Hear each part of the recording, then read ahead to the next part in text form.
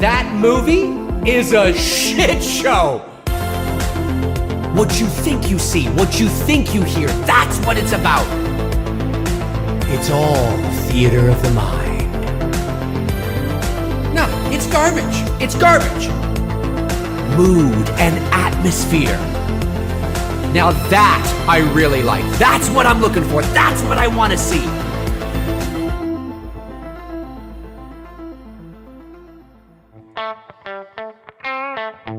Hey, what's going on, everybody? I'm back again. I know what you might be thinking. Again? I had plans today, and they were scrapped. So I had time this afternoon, and I thought, you know what? It's Sunday. It is 95 degrees here in Toronto today without the humidity. With the humidity, it's over 100. It's about 105 degrees here today. So I thought, why not jump on and hang out with you guys? And again, like I said the other day, the reason why you've been getting a lot of these is because I'm a little worried because my August is quite busy. I have 3 weddings. I have, and of course, there's other things that entail, functions and get-togethers and bachelor parties and all these things that go with that. There's also some things that I'm trying to get going for some announcement for September. Of course, there's things happening with Dylan's new nightmare and trying to get that all organized, and so it's busy.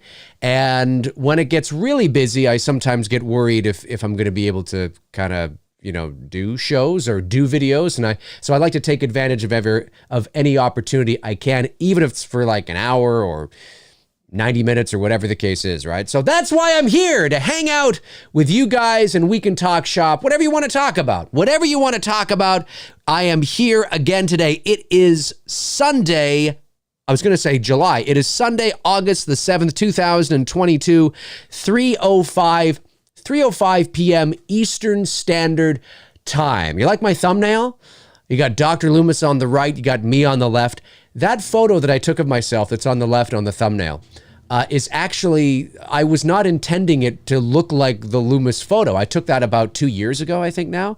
I've had it as my Twitter avatar for like forever. And then somebody pointed it out to me shortly after I posted it, like, maybe it was last year. I think it was like 2 years ago. Like, did you know you kind of, and they showed that. I'm like, oh my God, it does look like that.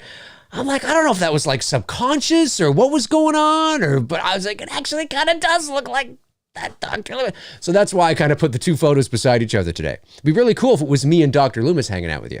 All right, let's see here. Let's jump into it here. Chester Franklin Jr. says, I love these Q&As. Jordan Ellis says, hey, Chester. Yes, sir. I'm right here with you. Great to see you guys. Intel Wild, my man. Intel Wild. But Dave, it's 3 days in a row. Yeah, I know. Well, I actually had plans today, but we were able to get everything done yesterday, so Sunday's okay. Joseph Aaron sends in $10. Thank you, Joseph, and says, afternoon, Dave. It's late 1981, early 1982. You're the creative behind Halloween. What would you have done if not what we were given in Halloween 3 that would go into Halloween 4? So what would I have done for like an alternate Halloween 3 that kind of, I think I know what you're talking about. Well, I don't know. That's a good question. Maybe the Charlie Bowles thing. Maybe I would have explored that. I don't necessarily think I would have gone the Michael Myers route because it's very clearly defined at the end of Halloween 2 that Michael Myers is dead. I mean, he's burning alive. He's dead. So going back to that time period, like now we have all the, but we have hindsight's 2020, right? So, we look back and we have all the perspective and all that kind of stuff. But I think, if I was living in that time and I did not have the perspective of years later to look back on, I would be thinking he was dead too. So I probably would want to move away from him and go the anthology route too. I mean, why wouldn't I? I think that's what you're asking, right? What would I have done for a Halloween 3 if not Season of the Witch? Yeah, I don't think I would have brought back Myers either. I think I would have, maybe Charlie Bowles, maybe something completely different. I know that if I was the creative at that time, I would have been under the impression that he was dead. That because that was the intention. The intention is that he was dead. The only reason why Myers came back is because Halloween 3 was a box office colossal failure. That's it. Like, that is it. It's not because, you know, there was more to tell. It was because Halloween 3 failed.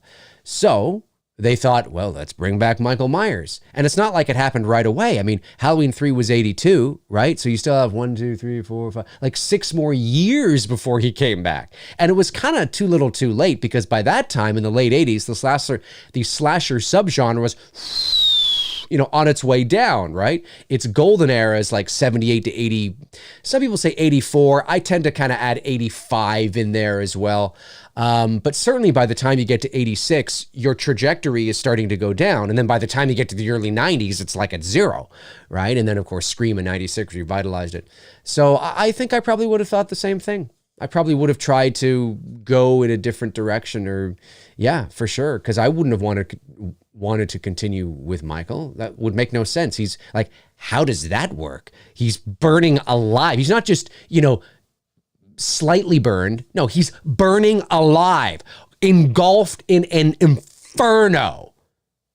I mean, even the burns that you see on George P. Wilbur's hands, not enough, baby. Not enough. Not enough. He looked like Freddy Krueger from Elm Street 2010. It's funny though. Balboa says, love Dave, and I've been a subscriber for ages, but I think the greed is taking over. He knows he's made a lot of money through super chats lately, and so why not carry on? No. Listen, if I was all about super chats, I would only answer super chat questions. Now, sometimes when you jump on, depending on how many people are in the chat room, you can find yourself answering a lot of super chats because a lot are coming in. And obviously, like I always say, those take priority for obvious reasons. But I am not somebody that only answers super chats. And I'm also not somebody that discriminates between the tiers of super chats. So I will give the same amount of attention to a $2 super chat that I would a $10 super chat or a $50 super chat, depending on the sort of the question. I mean, if the question is easy to answer, well, then it might not take me long. But if somebody sends in a question that makes me ponder or thought, I will spend 10 minutes talking about it. You guys know this, right? And then sometimes, depending on how many people are in the chat room, I'll be answering more non-super chat ones than I do super chat ones. So again, this is not my full-time job. If it was my full-time job, then maybe there'd be merit to your point, minus the greed aspect, you know, but there'd be merit to the point where it's like, well, hey, I gotta jump on because I gotta make money because it's my job, right? But at the end of the day, it's not about that for me. I can't speak for anybody else, but for me, you know, it's nice when they come in. Yeah, that's nice, but that's not why I jump on. And that's not why I've been jumping on lately. You can go back to my channel and the videos. There's many, many streams I've done where I've been on for like 2.5 hours and maybe 5 super chats have come in, and you know what I mean? Like, it's just, you know, so no, that's not why. Again, can't speak for anybody else, but that's not why for me. But it doesn't surprise me that I don't know who you are, but it doesn't surprise me that a question like that comes in, because there's always somebody that or a statement, I guess I should say, there's always somebody. I will say this though too. I will say this, and this is more for the people that do this full time and that do this as a job. Not necessarily for people like me, because this is more like a hobby, but for people that do it full time and that it's a job, you're damn fucking right they should be paid. You know, it's their time. It is their time. You're not, and you get to watch it for free. It's not like their videos are behind a paywall.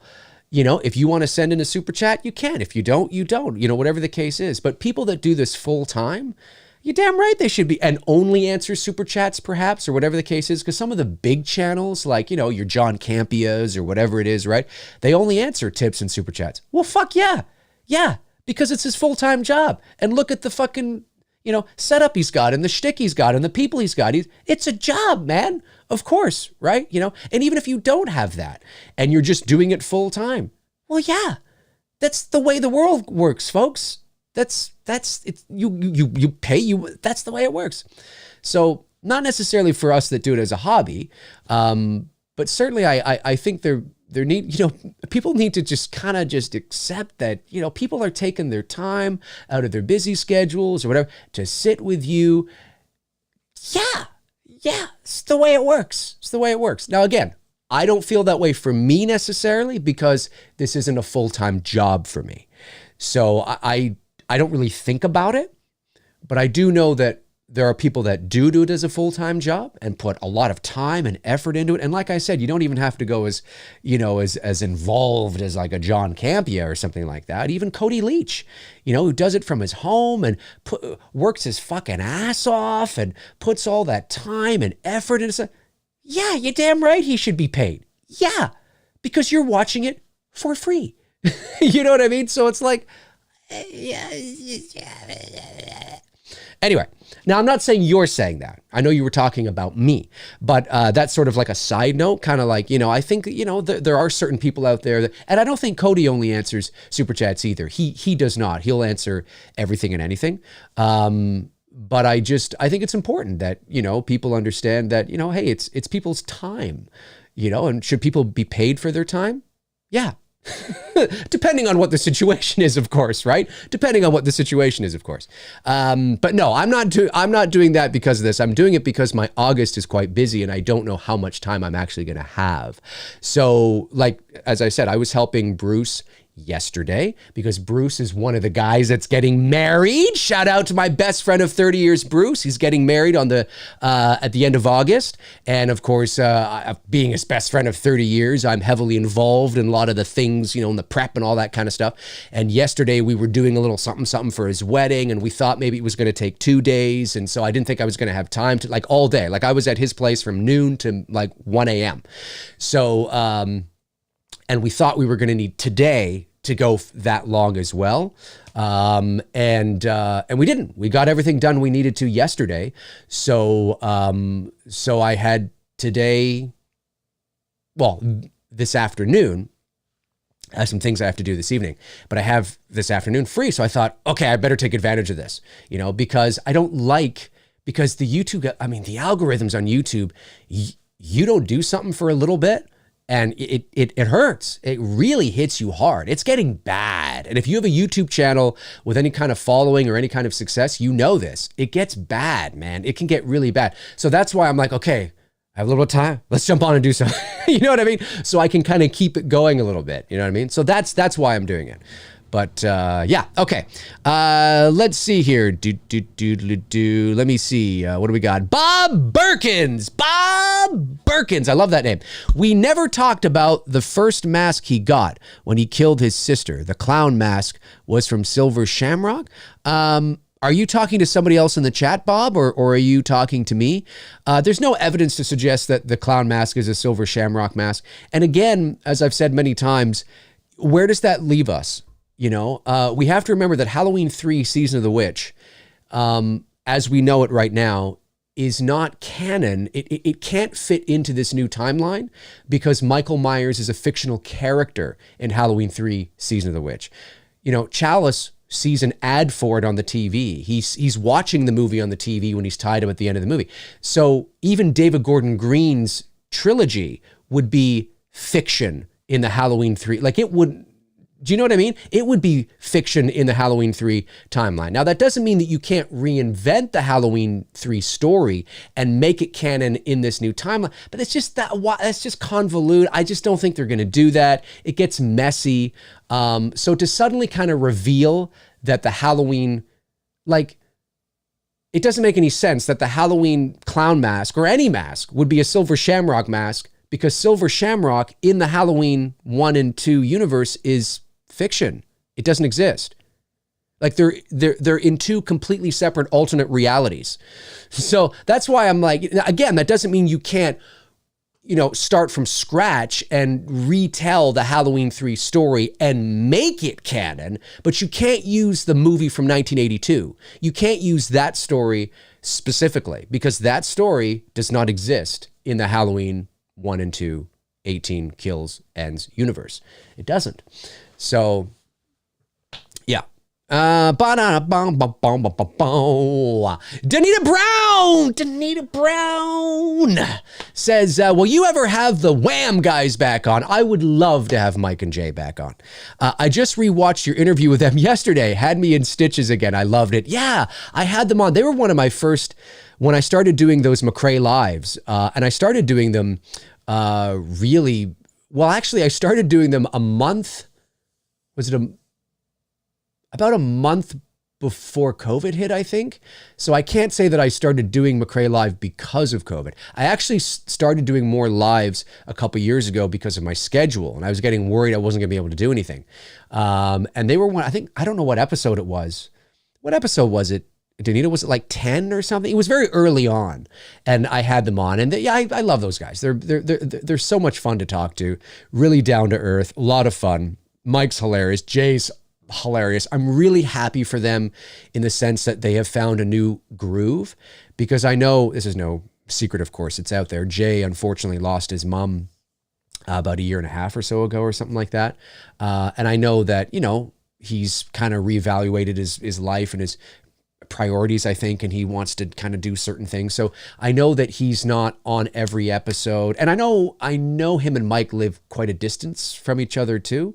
So sometimes it can be hard to kind of coordinate schedules and things like that. So I think after his mom died, and again, I don't want to speak for him, but I think after his mom died, it kind of really made him, you know, and it does, having both my parents, I know this, both my parents died within 2.5 months of each other in 2011.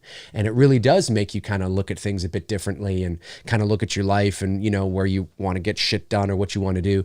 And I know that there was a little bit there where I think a lot of their fans thought that Jay wasn't going to be on the show anymore or on the channel anymore, because it is mostly Mike right now who's doing those pre-recorded videos. And then when Mike goes live, he's got Jay on, which is always great to see. And they can do it from home, you know, their homes too, and things like that. So it's so great to see that Jay hasn't disappeared altogether, that they've been able to find sort of a comfortable schedule and kind of make it work, because I think they're great. You know what I mean? And it's just a lot of fun. Really, really nice guys. So yeah, no, I'd love to have them back on. I think they're awesome. I think they're awesome. Totally. Zero V Gaming or 05 Gaming sends in $10. Says, hi Dave, big fan. Been hearing the rumor of Corey not being the actual copycat, but it might be Nick Castle himself playing Corey's dad and trying to make it seem like Michael Myers is one. Where did you hear this? This is the second time somebody has asked me about this, because somebody asked me about this yesterday too, or well, not yesterday, because I didn't do anything yesterday, either Friday or sometime last week. I haven't heard anything like this. If this is just a theory, again, I don't know if you're hearing this from Reddit or you're seeing it from Reddit or whatever the case is, or Billy Bubs, you know, whatever. I haven't heard this. You never know. Maybe Nick Castle is playing his dad. I don't know. I just don't get the impression that Nick Castle's role, because his role has been fairly inconsequential in the previous two movies. Well, his cameo was axed in the theatrical cut of Halloween Kills, and it's a deleted scene on the Blu-ray or the 4K or, you know, whatever. So it's not even really in the movie, and you can understand why it was axed. So really, for all intents and purposes, Nick has only been in one of these movies, which is 18, and he's briefly in it. The only time, for those of you that may not know, because some of you might not, the only time that we see Nick Castle in Halloween 18 is when Laurie first looks up at the window and notices the shape in the window. And she's looking through the window at the mirror, right? And you see the shape kind of go like this, you know, tilt his head. That's Nick Castle. And then Laurie fires, breaks the window, breaks the mirror, and as soon as the mirror cracks, you'll notice that there's a bit of a change. Like he kind of goes like this to kind of up like this a little bit. The first little bit is Nick Castle, and then as soon as it breaks and you see him like this, that's James Jude Courtney. That's it. Nick doesn't appear anywhere else in the movie. Not one single frame. It is literally like seconds, and that's it. And then he doesn't appear anywhere in Halloween Kills because he was that initially he was that shot. Well, you've probably seen it, right? You know, where the drone goes into the bathroom and that was him, but you barely see him. You don't even see it. So like, he's hardly in this. I have a very difficult time believing that all of a sudden he plays a pivotal role in Halloween Ends. Don't believe it. Don't buy it. Nope. He's in it, and he's in it not as Michael Myers, at least. I mean, maybe he is as well in some second or two shot again, but I know that he's in it not with the mask on. So yeah, maybe he's Corey's dad, says, bye Corey, have fun at work, or I don't know. Or I just cannot help but feel that he's probably guy A, you know what I mean? Or he's somebody in the background, or he's the convenience store clerk that says like, you know, welcome, you know, or like something that will give us, oh, that was Nick. Oh, that's cool. But it's a cameo. It's passing. It's fleeting. It's like, oh, that's so cool. You know, again, maybe, I guess anything's possible. I haven't seen the movie, but I have a very difficult time believing that he goes from literally obscurity to being Corey's father or grandfather or whatever. And he's like really involved in the plot now and stuff. Nah, I don't buy it, man. I don't know where you heard it, but I don't buy it. You never know, but I think the probability is very low, very low. But I guess we'll see. Let's see here. AK Channel TV sends in $4.99 and says, I wish they would have taken the risk to make the mask blood-stained in Halloween Ends. I wish they would have taken the risk to make the mask blood-stained in Halloween Ends.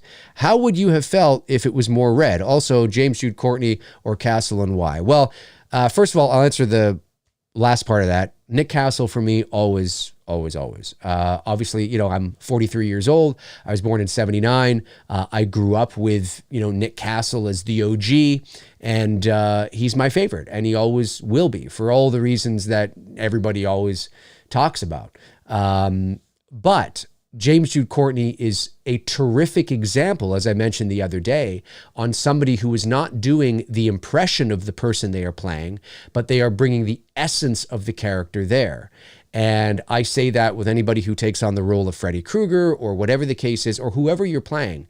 The goal for an actor should never be to do an impression of that person, like a comedian doing an impression of, like, you know, Bill Clinton or something. That's not what you want to do. You want to bring the essence of the character there so that when we look at it, we go, well, it's not Robert Englund, but I totally believe it's Freddy. Right? And that's what James Jude Courtney has done with Michael Myers. I mean, we can tell it's not Nick Castle. I mean, you know, James is like 6'3", Nick Castle's 5'10".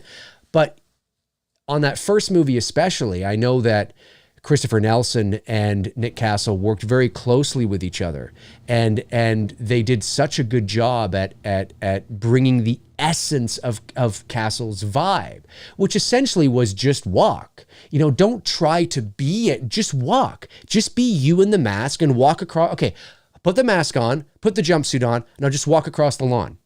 That's it.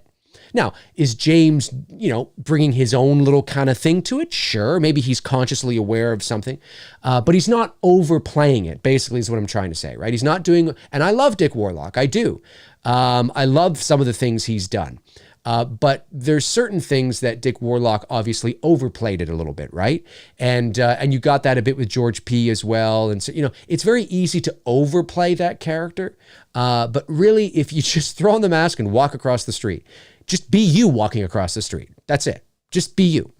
And I think James has done a really good job of that. He's probably, you know, I mean, for nostalgia reason, I may put Dick Warlock maybe above James by a hair, maybe just because of nostalgia.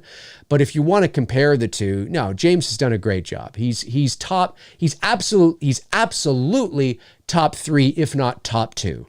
In the Michael Myers portrayal, for sure, you know. And does it also help that he's got a great looking mask?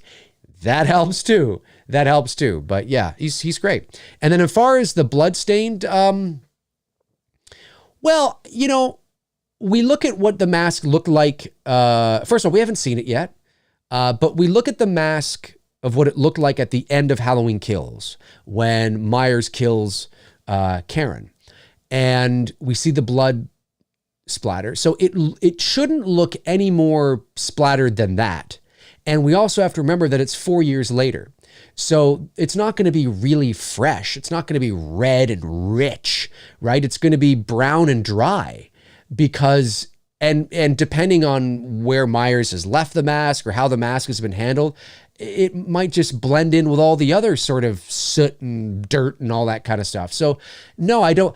I think if you were picking up immediately after Halloween Kills and they were doing what they originally were going to do, which was doing a, Halloween Ends was going to pick up on the same night again, right? All three films were originally supposed to happen the same night. Then I would say yes, because it's fresh, because it's literally like 10 minutes ago. So yes, I would say that you need to see that red, fresh, rich blood on his face because he literally just killed Karen 10 minutes ago.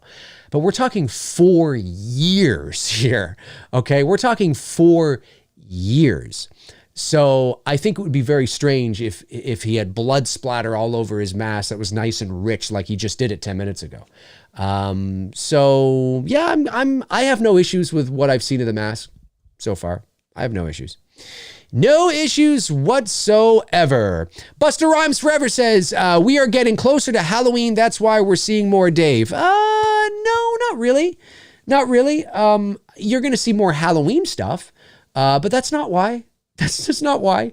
Like I said, I've been able to jump on. I've been able to do probably about 4 or 5 live streams over the last 2 weeks or so, or maybe it's 6, no, 1. Yeah, I think this is the 5th one, I think, over the last 2 weeks because I know August is very busy. And I just want to, and I'm taking, because you have to remember that, it's not that I don't have time before to do it, but I'm not worried about the upcoming weeks and maybe not having content out for a while.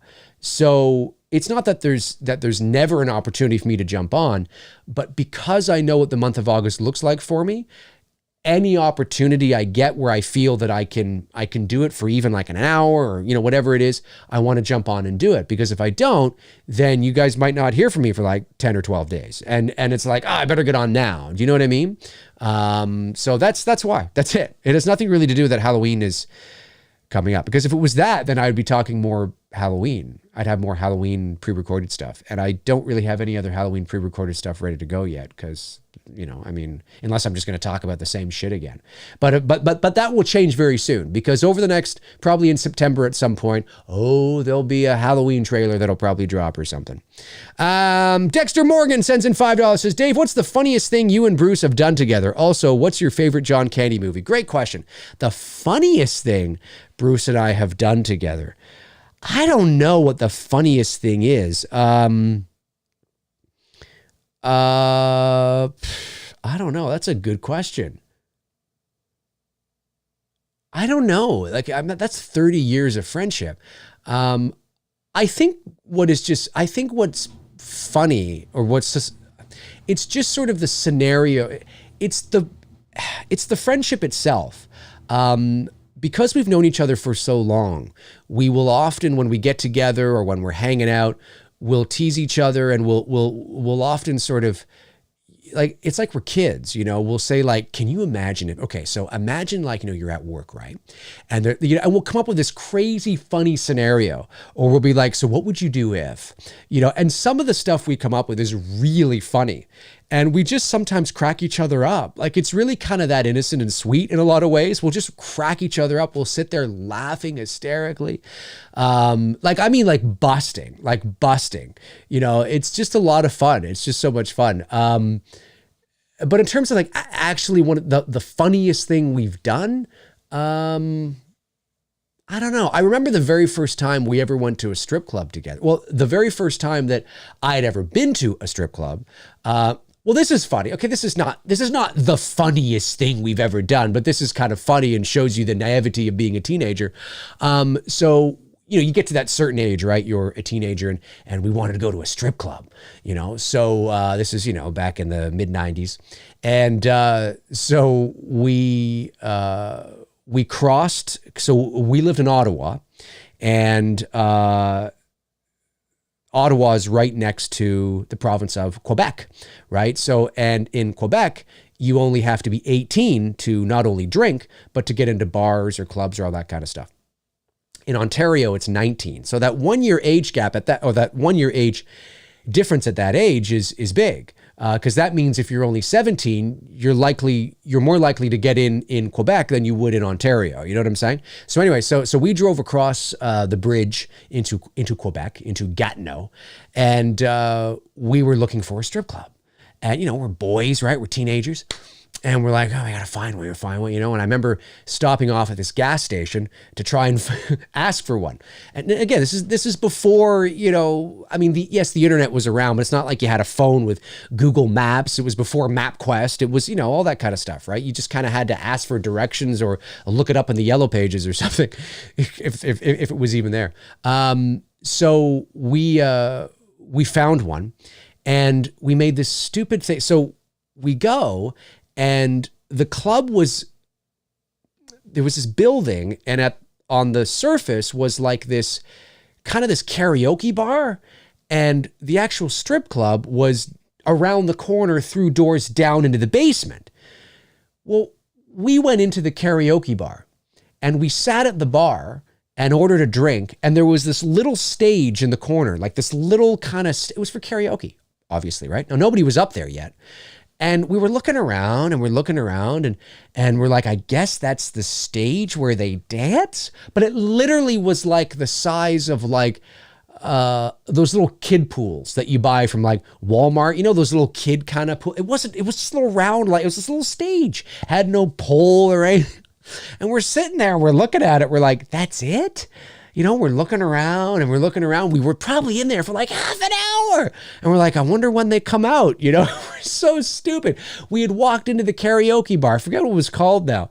And we're sitting there, and then we see these people get up on stage and they start singing karaoke, and we're like, what the hell is going on? And then I happened to look at the window, and now the sign, which was this neon sign, was backwards, right? Because it's facing out. But I'm looking at it, it's like, I'm like, something bar. Oh, and I said, Bruce, I think we're in like a bar, like just like a bar. And he's like, what? We were like half an hour. So we exit, sure enough, we're like, what the hell? Where the hell is it? So we go around the corner, and we see like these two doors, and we see kind of, the name of the club, and we open the doors and we hear like, all right, everybody. And we're like, I think this is it. And we go down the stairs and that kind of stuff. We walk into the club, and we finally found where we needed to be. And of course, at that time, I mean, the more you go to those things, obviously, the more desensitized, you are. But when you're a young teenager, no, I don't mean young, like 13, we were like, 17, whatever. But when you're young like that and you go in, seeing all those naked women all around you, it's just like, oh my God, you know what I mean? It was just so funny, being a kid at that age, and it was like heaven, and it was like, holy crap, you know what I mean? So that's always kind of funny. That's kind of funny, but that's really more of the, the naivety of that age, and the innocence of being a teenager, and it was fun. It was a lot of fun. So I'm sure there's other funny stories, obviously, but that's one that I always kind of laugh at. I think how stupid we were, because we were so nervous, that we walked in and sat in a karaoke bar for half an hour thinking this little fucking stage was where some chick was going to come and gyrate her hips. It was kind of funny. And I think we also ordered, because we were I think we ordered coffee or something in the strip club. We ordered coffee. I don't know why. We just were like, oh, I'll have coffee. Whatever it was. It was so stupid. It was so great. Oh, man. Those were the days. Long gone are those days. Let me... and my favorite John Candy movie. Well, my favorite John Candy movie has to be probably Planes, Trains, and Automobiles. I mean, now, if you want just like a purely John Candy movie, because obviously that's him and Steve Martin, but Planes, Trains, and Automobiles is not only my favorite John Candy movie, it's probably my favorite comedy of all time. At least it's like top 5 for me. Easily top 5. Who's Harry Crumb is great. I know the go-to for a lot of people is Uncle Buck, and that is great. I love Uncle Buck. It's a classic. It's great. It's awesome. But there's others he's done that I don't think get enough credit, like Only the Lonely. I think Only the Lonely is a really really funny movie too, and has some heart to it. And Who's Harry Crumb and Armed and Dangerous is so silly and stupid.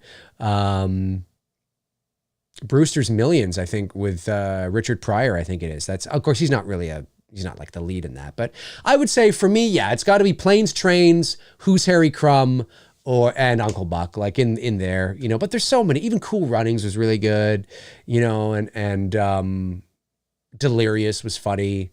Not as good as Only the Lonely, but yeah, I miss him, man. Hard to believe.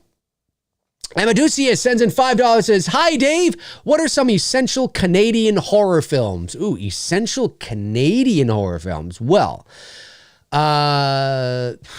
okay.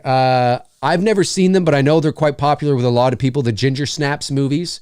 They are Canadian films. I know the DP who shot those films. I think The Changeling, if I'm not mistaken, not the 2008 mystery film with Angelina Jolie, but the early 80s George C. Scott movie. I believe that's a Canadian horror movie, if I'm not mistaken. So that's really good. I just watched one, Innocence in the Ghostland, I think it's called. I thought it was In the Ghostland. I made a mistake. It was Innocence, I think, in the Ghostland. I think that's what it is. It's Incident, excuse me, not Innocence. Incident in a Ghostland. I totally butchered that. I got to put that as a pinned post on my Hollywood video I posted last week, because I think I said In the Ghostland or Ghostland. It's Incident in a Ghostland. Incident in a Ghostland, which you may not have heard of. It's a Canadian film, French-Canadian horror production, and I thought it was really good. It's not in French. It's totally in English.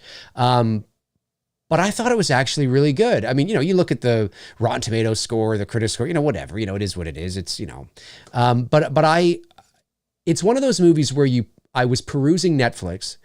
Now maybe you guys don't get it on Netflix in the States. I'm not sure, but I was perusing Netflix and I was looking for a movie to watch that I hadn't seen before. And I came across this thumbnail and came across the title, Incident in the Ghostland.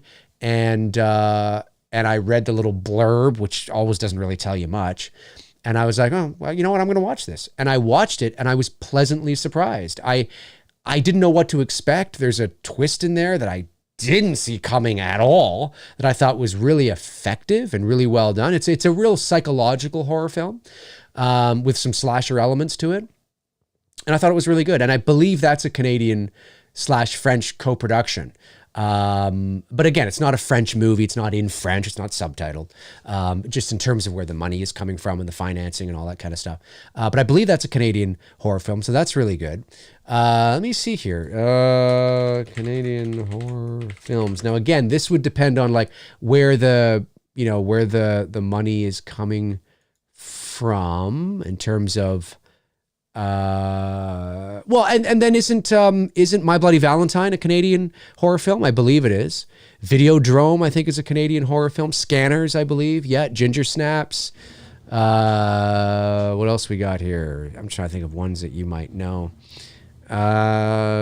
Dead Ringers. Yeah, I'm pretty sure the first My Bloody Valentine, I think, is Canadian as well. Well, Black Christmas, of course, is Canadian. I'd be remiss if I didn't say Black Christmas, right?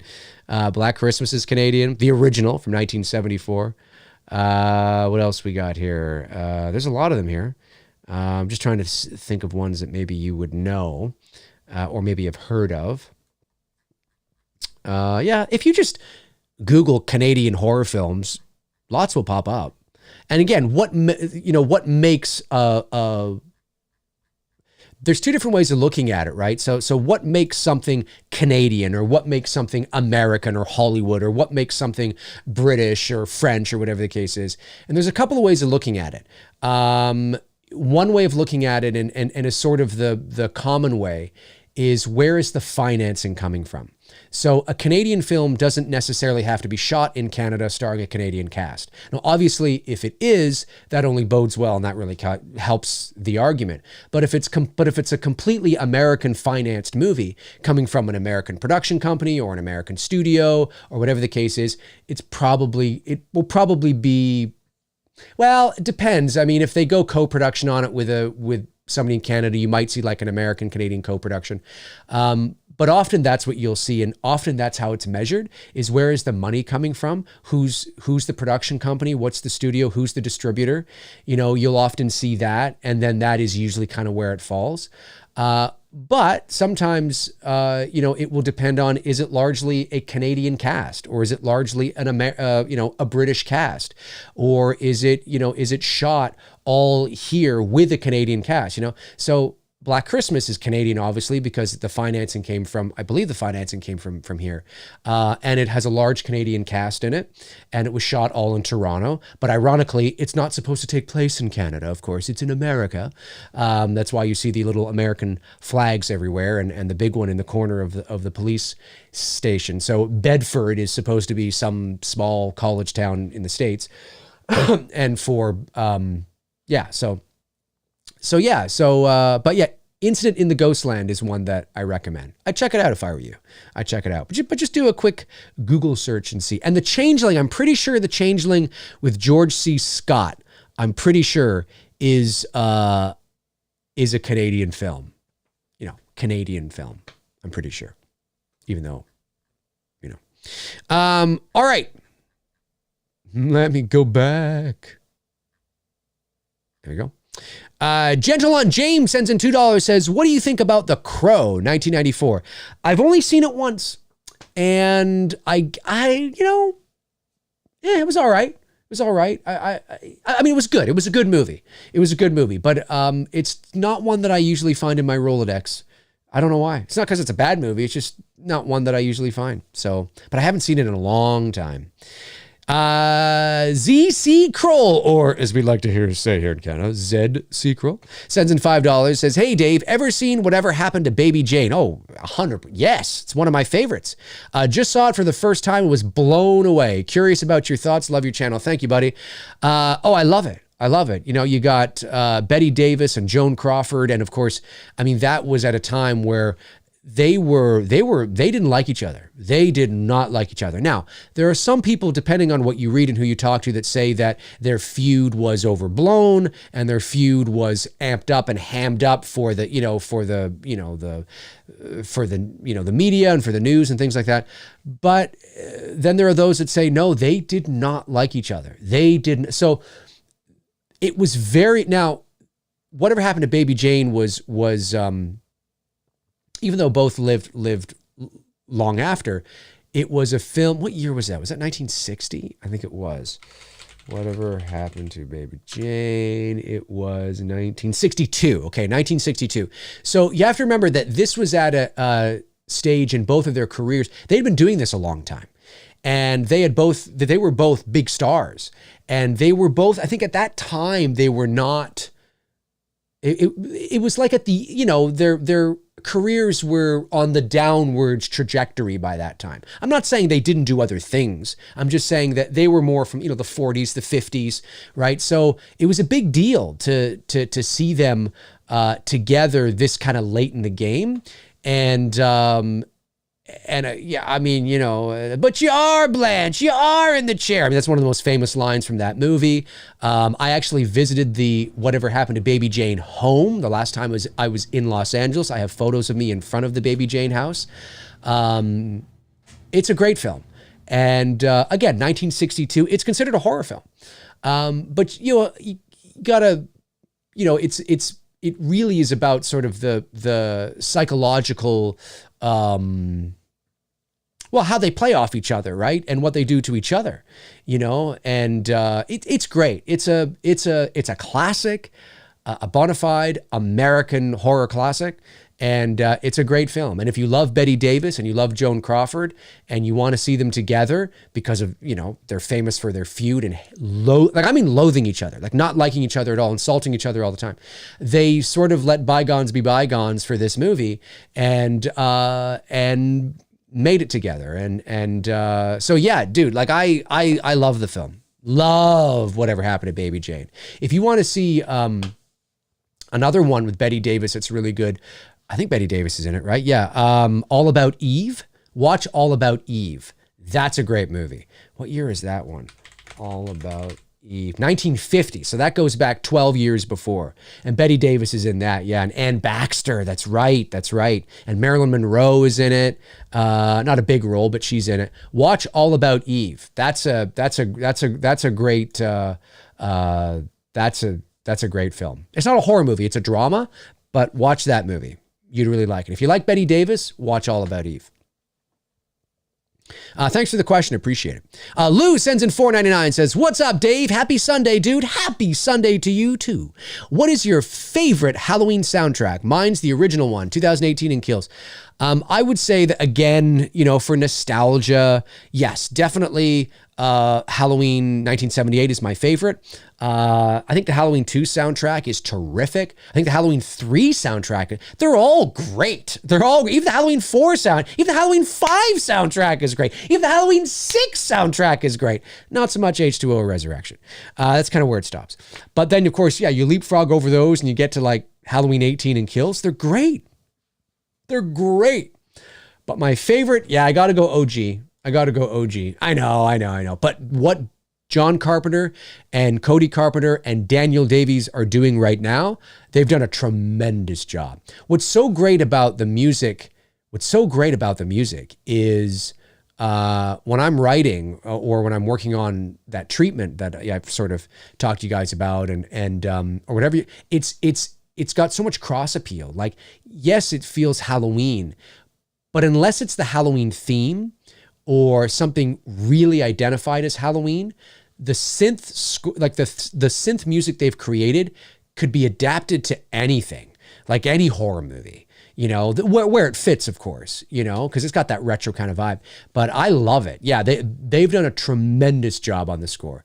Say what you want about the movies, but if there's one thing, that is firing on all cylinders, it's definitely that score, for sure. Yeah, they've done a great job. But I'd say, the original, just because it's classic,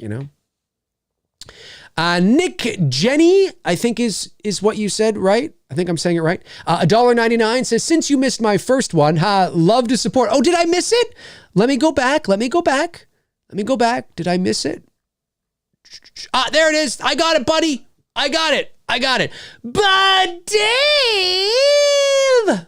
Love you, Dave. Well, thanks very much, man. Thanks very much. I appreciate it. Yeah, sorry about that. Sometimes things get, the chat will sort of bump up and then I'll miss one. So I appreciate you letting me know that I missed one. Cool. Okay. Let me go back down here. I got the super chat. And Nick Smith sends in $5 just supporting the channel. Thanks, Nick. Really appreciate that, man. Really appreciate that. And then Riley sends in $5, says, why praise Dean Cundy for the Halloween 2 dim light scene when Michael pops up behind the nurse with the needle? It's just a copy of the OG scene. Why praise? Well, Dean Cundy is the director of photography, okay? And the director of photography's job is to work closely with the director and to execute the vision of the director.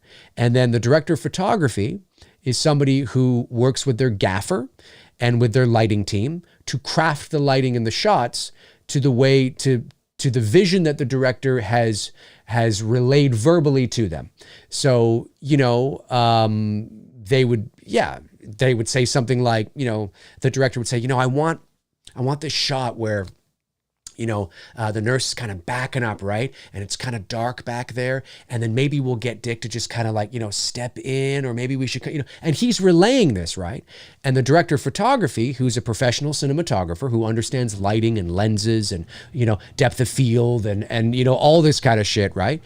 Takes all that information that is being relayed to him or her and then starts to compute that and process that and figure out, okay, now what do I need to do to help achieve that, right? And then they work with their gaffer and their lighting team to help craft those shots and achieve that. Now, sometimes, depending on the relationship that you have with the director, because the director of photography is an expert in their field, may offer suggestions or be like, what?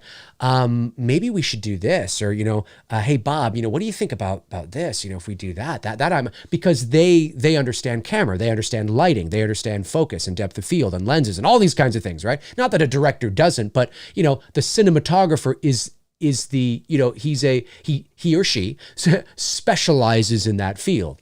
So, there's many times when we were working on the set of Billy that we would talk to Greg and we would tell Greg what we were imagining and what we wanted. And he's like totally cool with that. Yep, I understand that. But then, of course, because of his experience and his knowledge, he would offer some thoughts maybe too. And we'd be like, oh, that's a good idea. Yeah, let's do that. Or if it was something that we weren't crazy on, we'd be like, yeah, I see what you're saying, but I think I'd rather do this. And they do that. But the director of photography, who isn't always behind the camera, right? Because often, you will have a camera operator. So now on Billy, because of our low budget, we had to have Greg not only the director of photography, but he was also the camera operator as well. So he was operating the camera. But the DP doesn't always operate the camera. Usually on big Hollywood films, they have a camera operator. And certainly if you're doing a Steadicam, right, you don't have the director of photography who's doing it. You have somebody who's brought in who specializes in Steadicam operation with the rig and the harness and all that kind of stuff. But the director of photography is the one who's leading that team. They are the head of that team. And they are making sure that everything looks good on the monitor and they're talking with everybody and all that kind of stuff. It's a very important position. So yes, Dean Cundy should get credit for that, 100%. When you say that it is a copy of the original, I disagree. It's similar, but it's playing into what Michael does. So Michael emerging from the darkness is what Michael does. That's his MO. Quite frankly, I think we need more of that. I don't mean a ton of that. I just mean it would be nice to have seen something like that in one of these new movies. Do you know what I mean? It would be nice to see that face kind of, like I said, with the closet scene in Halloween 18. Maybe Vicky opens the closet and there's nobody there. Right? And she's trying to turn on the light and the light bulb is out and she turns around and she says to Julian, do your parents have any light bulbs in the house or something? And as she's talking to him, we see his mask emerge from the darkness. Like, I wish we would have gotten that. That's what he does. So for me, I didn't think it was a ripoff or anything. And Dean Cundy should absolutely get credit for that, as should Rick Rosenthal if it was his idea or if it was in the script or whatever. But the way it looks and how it's crafted, that's Dean Cundy, his gaffer, and his team. Yes, absolutely. They should. Absolutely, they should. 100%. Okay, let me see here. David Lee Barron, you're too much, man. Here's some money, man. Here's some money. I love it. Thanks, buddy. Appreciate it. Return of the Living Flet sends $5. Hey, great to see you here, Kyle. He says, what would you like to see in an original horror movie? And always love your channel, Dave. You're awesome. Well, thanks, buddy. What would I love to see in an original horror movie? Well, it's hard to say, Kyle, because as you know, there's very few original stories that can be told anymore. Often it is really just new ways to tell them. So I would love to see more, and they are out there for sure. You see a lot of independent horror movies that are like this, very simple in their premises, one location. I'd like to see more of that. One of the reasons why Billy was so successful, I think, in terms of the logistics of shooting, obviously, is because we shot in one location. But I'd like to see more of that, more sort of one location kind of movies, or, everybody's kind of, I don't know, like they all go up to this ski lodge and they get snowed in and, one by one they get to, and there are movies out there that are like that, but I like those kinds of movies. But in terms of completely original, it's hard to say because, there's just very, like, completely original, I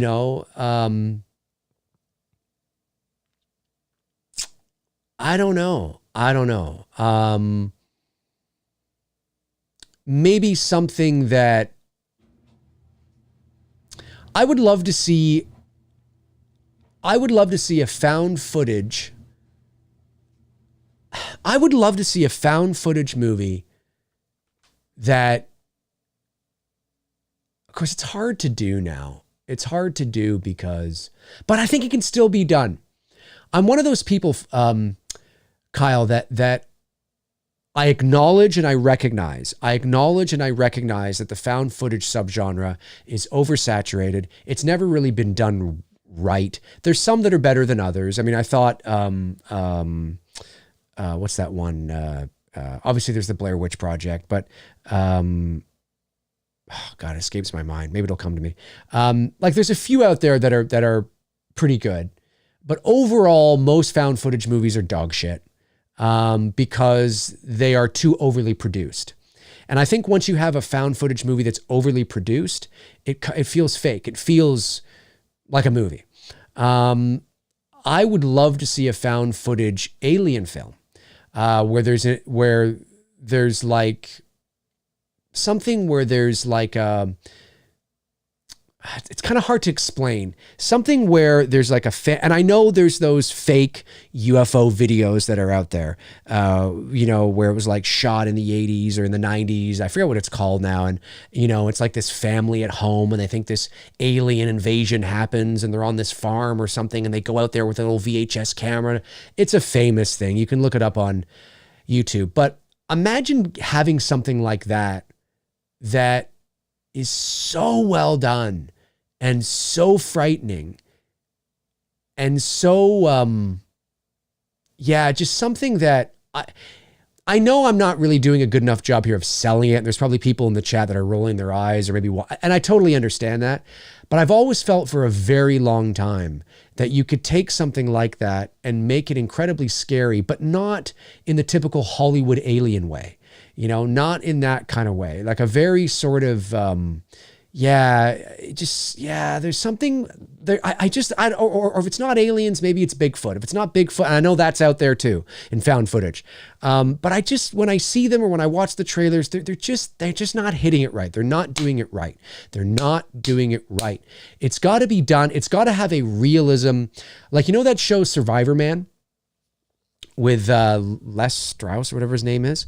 It's a Canadian show actually, but I'm pretty sure it got picked up by some US networks. And you know how he's like by himself and he's out there alone and it's very candid, feels very real, doesn't feel like a movie, doesn't feel Hollywood. Do you know what I mean?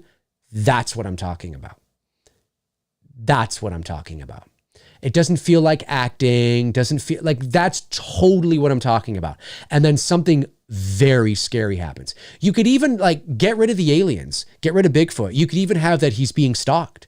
Like he's literally being stalked. And it's like, holy shit, by either like, maybe it's a bear or maybe it's somebody in the woods and he can't quite see them and he's got to figure out who it is or whatever, like that kind of shit. And he's got his camera on because he doesn't want people, if he dies, he wants people to know like maybe what happened or whatever. Like, so, but it has the realism and authenticity of like a Survivor Man. If you don't know what I'm talking about with Survivor Man, just YouTube Survivor Man and watch one episode. And you'll get like just the way it feels, the way it's shot, the way it feels. It's totally real. Like it's documentary, right? Like it's totally feels real. It's just him and his cameras and he goes out and he tries to survive in the wilderness for a week.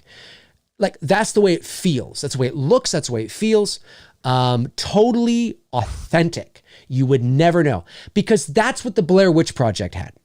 The Blair Witch Project had that authenticity, had that realism, had that feeling like this is real. Yes, it was 1999, and yes, the internet was in its infancy, and yes, we were easily fooled back then, and like 50% of the population thought it was real, but you thought it was real because a lot of the times they had an idea of what they were going to say, but they gave them the leeway to improvise. It was very candid. It wasn't overly produced. The angles, they'd have heads cut off. They would, it felt legit. It felt real. It felt very real.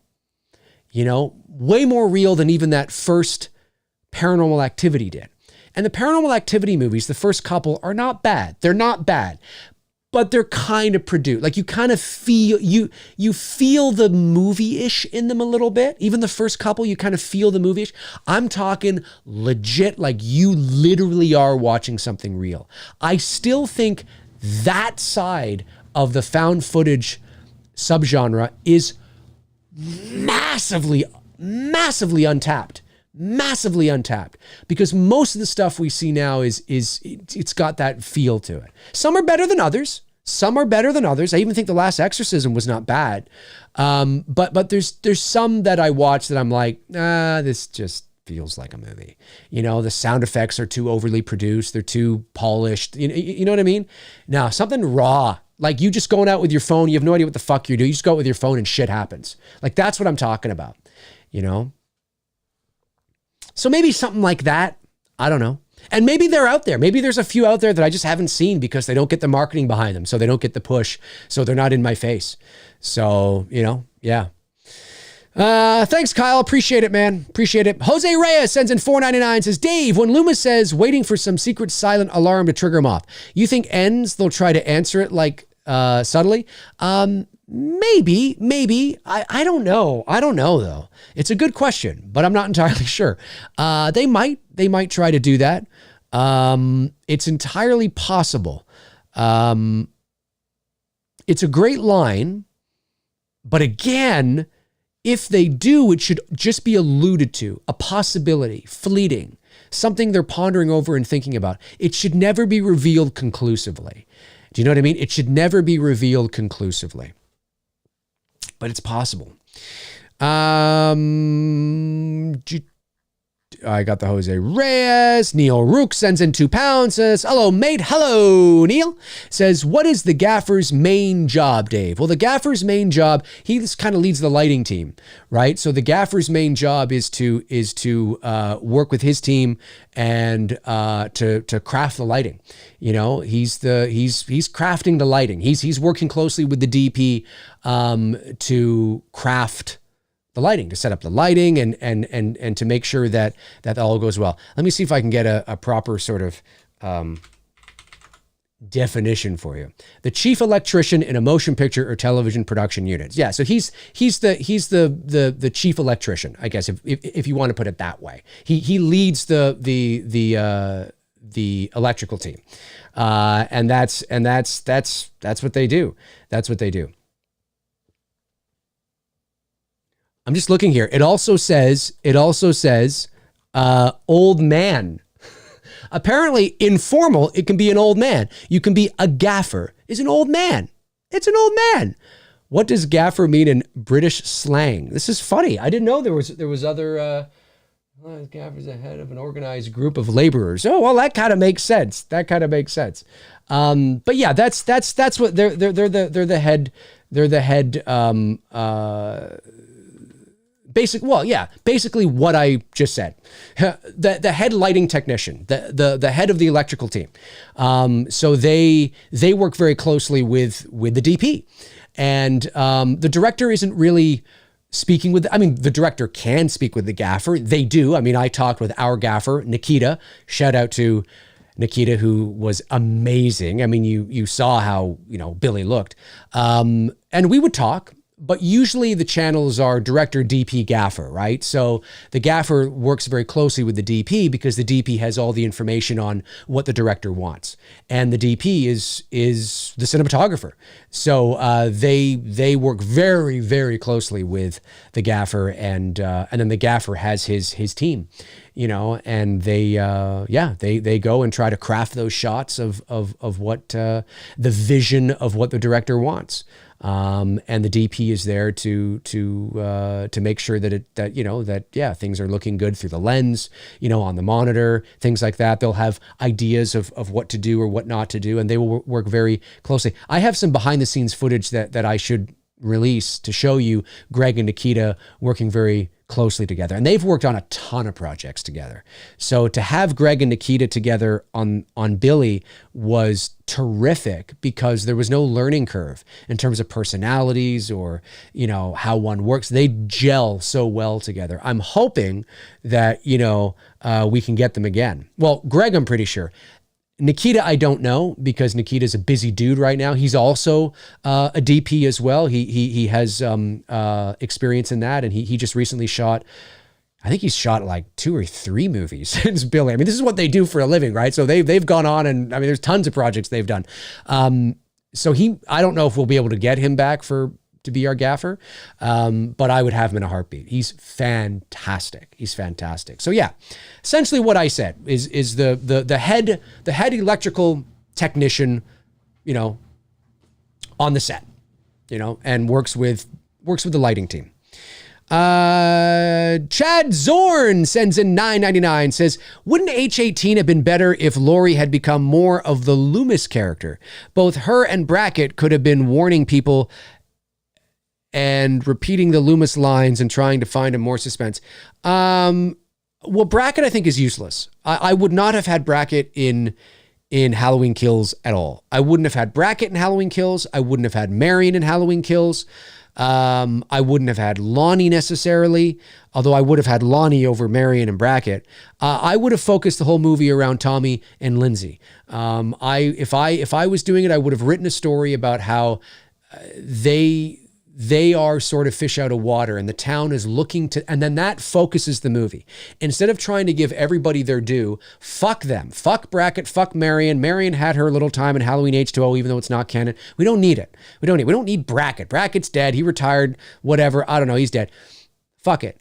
Focus the movie. Focus. Draw it in. Focus it and have it more to do with Lindsay and Tommy.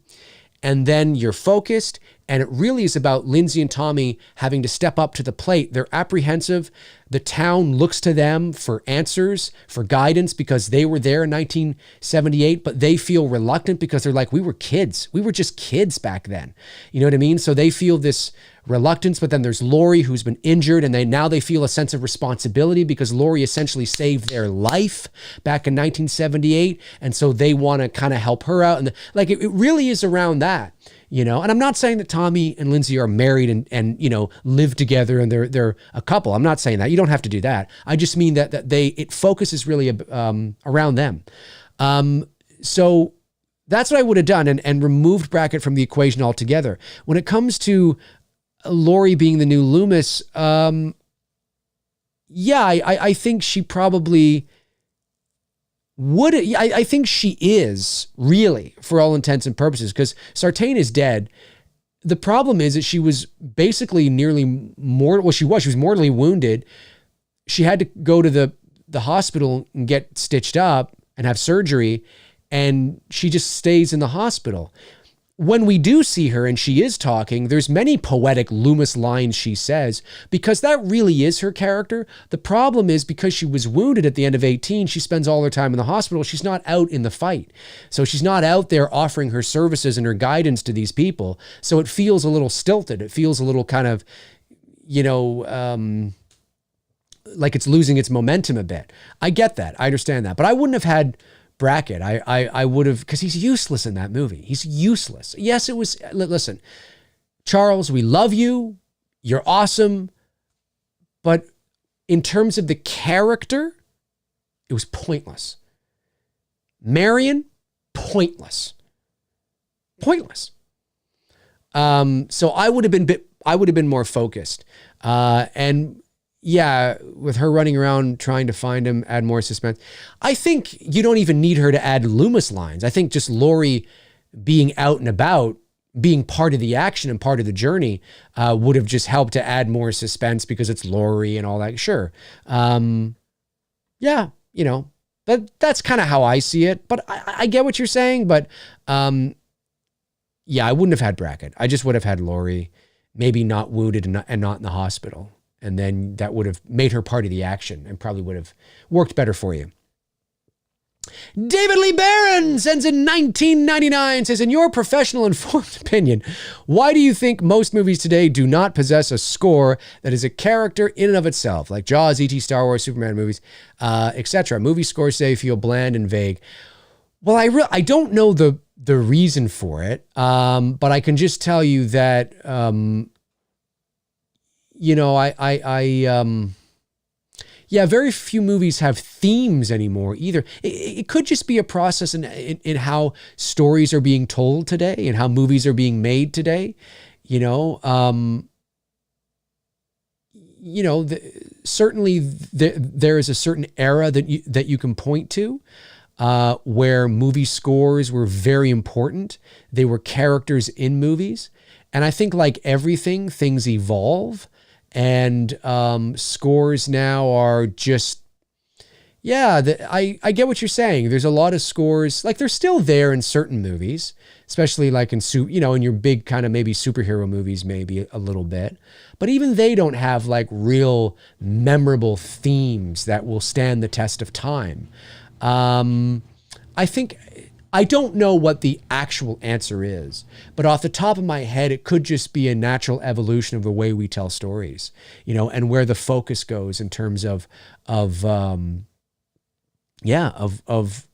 the studios want, of what the vision is of the director, of the story being told. It is kind of what it is. That's a really good question. Like, why? Like, really, why? Like, can we pinpoint down to an actual reason why? Do you know what I mean? It is a good question. It is a good question. I don't know for sure. I don't know, like, absolutely, other than it's just the way stories are being told now that don't require these themes anymore, which is unfortunate because I love the themes. I hope we can, well, hey, Indiana Jones 5, we'll definitely get something like that. But even when you watch like, yeah, it just could be the movie-going audience too, and how I'm going to look into it. Because it's a fascinating topic that might make a fascinating standalone video. Because you're right. You are right. And again, it's not that there's no themes, but it feels like, yeah, a lot of music doesn't have that memorable thing anymore. But there could be a couple things going on. It's a really good question. Movie Chat and More, part 2, sends in £10. Thank you, Richard. Says, hi, Dave. How are you? I'm doing well. How are you, Richard? Hope you're doing good. Looking forward to tomorrow's Two Dudes. Last time you guys did Friday 5, I heard the stream was kind of tainted by a British guy and Tony getting into an argument over Pam's tombstone. No, was that the episode? I don't remember if that was the episode that you guys had that debate back and forth. I don't know if that was the episode. No, the reason why Tony and I are doing Friday 5 again tomorrow is because there's 2 episodes that we've noticed that the audio is all out of sync. Don't know why. I guess it just happened on the processing when the live stream was done. One was Friday 5 and one was Halloween H2O. So it's entirely possible that sometime in the near future, we will also revisit Halloween H2O. But the reason why we're doing Friday 5 tomorrow is because Friday 5, and I believe it's a Two Dudes episode from May of 2020, I think. So, approaching 2.5 years ago. We wanted to kind of do a refresh and have a watch along of Friday 5 on our channel that isn't out of sync. Now, you can go back and I think the episode from 2 years ago starts in sync, and then it gets to a certain point where it's really out of sync. And I mean like no, not even Kung Fu movie out of sync. I mean like it's out of sync by like 30 seconds or something. Like it's not really watchable.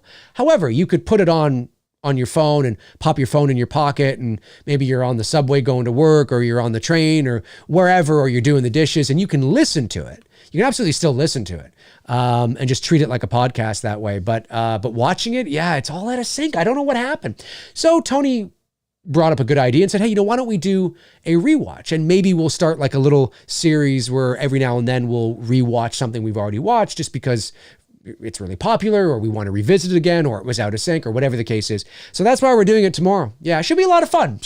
Because it's, I know Tony really likes Friday 5. So it should be a lot of fun watching that tomorrow for sure. Michael Parton sends in $10. Thank you, Michael. Says, Dave, I love your hat. Thank you, buddy. Jaws is my favorite horror franchise, and I was known as a Jaws junkie that had all the movies, merchandise, and video games. I would personally love a reboot theatrically. That's really cool. Yeah, I can't say that I love the Jaws franchise. Jaws is not just my favorite of the series, of course. It's one of my favorite movies of all time, period. And I actually quite like Jaws 2. I think Jaws 2, as far as like, how do you do a sequel to, at that time, one of the greatest, biggest box office movies in history? It still is today. But like, what do you do? So I think all things considered, it's not as good. It's like Halloween 2. Like Jaws 2 is very much like Halloween 2 to Halloween. It's not as good as the original, but how do you top it? What do you do? All things considered, it's pretty good. You know what I'm saying? It's pretty good. And I kind of feel that way about Jaws 2. And of course, we all know the story with Jaws 2 and Roy Scheider and the director and the, tumultuous relationship that was. But I would say that Jaws 3 I don't like and Jaws 4 I loathe. I saw Jaws 4 at the drive-in when it came out in 87. I was only 8 years old. I can't really remember what I thought of it at the time, but for me it's Jaws and Jaws 2, but certainly Jaws. But that's cool, man. That's really cool. Yeah, this is we can see right there, this is Fright Rags. The company Fright Rags, they do all the horror t-shirts and stuff. I've had this hat for, I think a couple years now, and I follow them on Instagram, and they had a post where they showed this. I was like, I gotta get that hat. So I bought the hat. There you go. Now, I don't know if they still have it up on their site, but that's where I got this. Arthur Vega sends in $10. Thank you, Arthur. Says, hey, Dave, hope your day is going good. My day is going well, my man. Says, random question. Do you think if Halloween 2 1981 was canon with these new movies, Dana Carvey could come back as a cameo? Yeah. Well, why not? If Halloween 2 is canon, then anything you see in those movies can make an appearance again, because it's all bets are off, right? It's just a matter of what you pick and choose on what you want to throw in. So yeah, yes, if you wanted to bring him back, you absolutely could. It would be weird, but you could. You absolutely could. That's funny. Movie Chat and More Part 2 follows up with another £5. Says, I've never understood the H2O/Creek joke. No one ever says Ben Willis walked onto the set of Party of Five. The joke isn't funny and has run its course. I don't say it as a joke to make you laugh. I say it because that's how I see it. I say it because there's a very when you watch Dawson's Creek and the way the lighting looks, the way the production value is, the way the teen angst, it's something that I say to paint a picture and make a point of what I'm talking about. I couldn't care less whether you laugh or not, but I mean what I say. There is a vibe to the Halloween H2O look and feel and production value that just looks like, those 90s TV shows.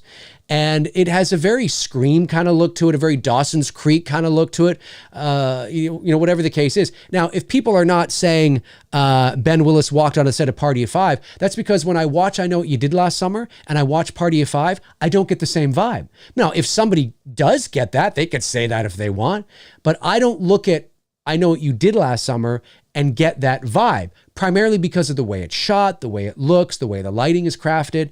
That's just all it is. I'm not trying to be I'm not trying to be funny. I'm just trying to paint a picture. If somebody laughs, great. If somebody's like, well, that's kind of overused now. Well, but I'm not using it to make you laugh. I'm using it to paint a picture. And also forget too that, and this is important, this is very important. You have to remember that I'm very aware that I will say the same things over and over again, but it is usually because I am being asked the same questions over and over again. So my job here on the channel, because I get new viewers all the time, I get new subscribers every day. My job, how I see it, is, not everybody tunes into me, right? And not everybody tunes into the same shows. So, I will always answer a question as if I'm answering it for the first time, because it may be the very first time this person is ever hearing me give that answer. It may be the first time this person is ever asking me this question, even though I've answered it 543,721 times, right? You know what I mean? Because everybody is catching different shows at different times, and I'm getting new subscribers.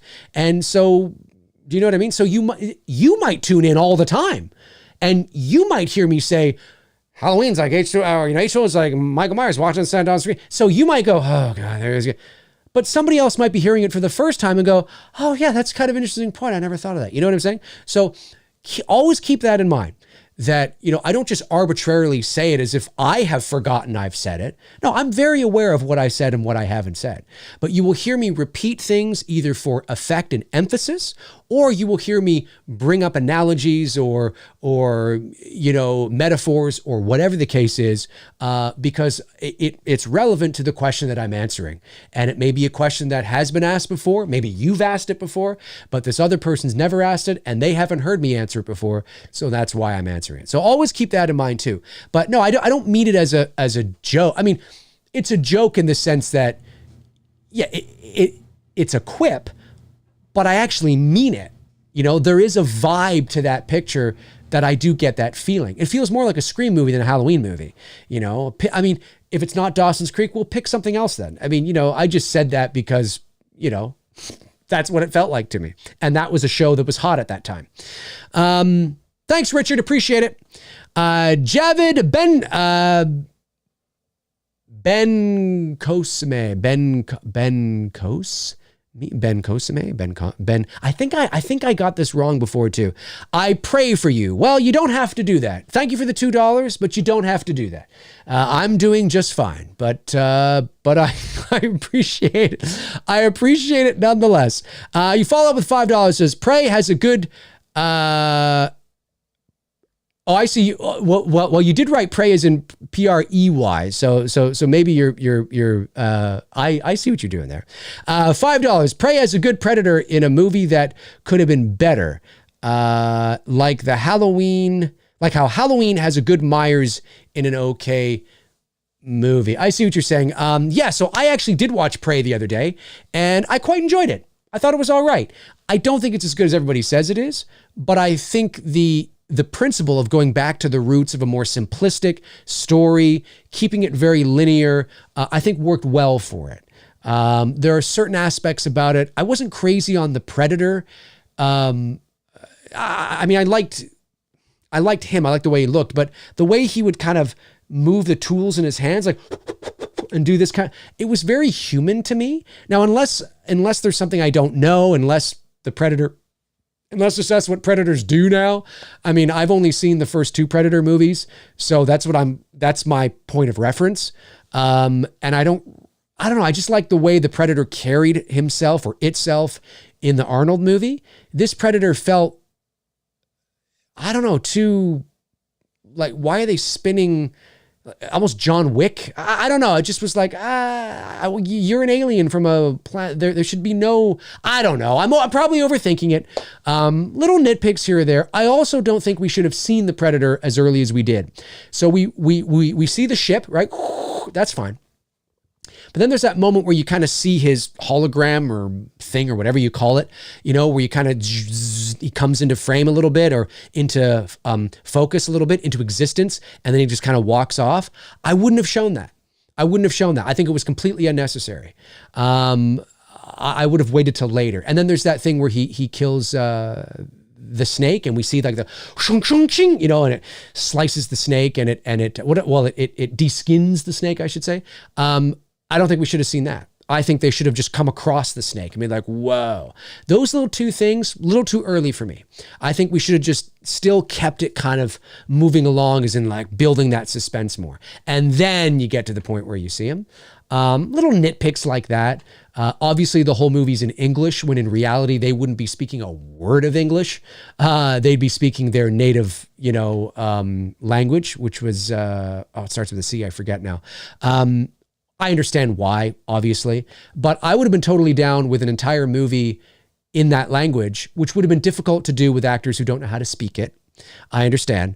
But it would have been interesting if the whole movie was in, and I know that the director says there's a version of the movie out there that's in that, but it's dubbed in that. So they're speaking English, but they dub over the language so the lip flap won't match. I'm talking about actual, like, totally speaking that language, like how the French were speaking French.